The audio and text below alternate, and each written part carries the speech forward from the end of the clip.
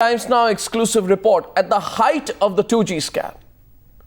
Even when investigations were on in full swing, and a few days after A. Raja, under media pressure and public pressure, out of complete political embarrassment, was thrown out of the cabinet at that super sensitive time, the Ministry of Corporate Affairs effectively gave a total clean chit to the very, very questionable Swan Reliance Telecom deal. The official giving that clean chit, most importantly saying that he had the agreement and the concurrence of the then central minister in charge, Salman Khurshid. It was this resignation 7 months ago of a minister and eventually the main conspirator in the 2G scam that deepened the probe. But barely 5 weeks later, even as the 2G scam was raging, a clearance to Reliance Telecom and Swan given by the Ministry of Corporate Affairs with the stated approval of the then minister himself. Times Now has accessed a copy of this letter of the Ministry of Corporate Affairs written on December 24, 2010 to the Department of Telecom, which gives a clean chit to Swan Telecom and Reliance Telecom. This based on the findings of Registrar of Companies Mumbai, which says as of 31st January 2006, Reliance Communications had no equity shareholding or voting rights in Swan.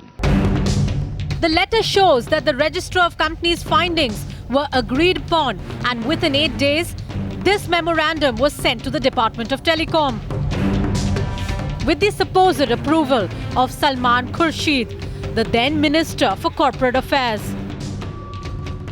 But what's raising eyebrows is the fact that this approval from the Corporate Affairs Ministry just came 5 weeks after the CAG report, which far from giving clean chit says that at the time of 2G license application, Swan acted as a front company for Reliance Telecom, going against the licensing guidelines and norms.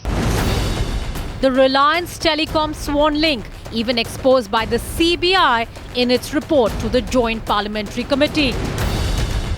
But the seemingly hurried clearance given in December 2010 raising more questions.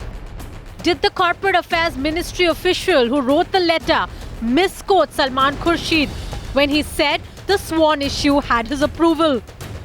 How was the approval given quickly when the 2G scam was raging at a national level?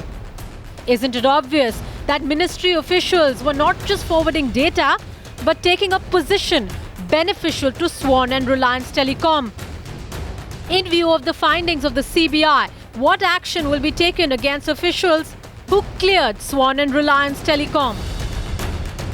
And did Salman Khurshid himself make an error of judgment in concurring with the view that there was nothing wrong with the Swan RCom equity structure?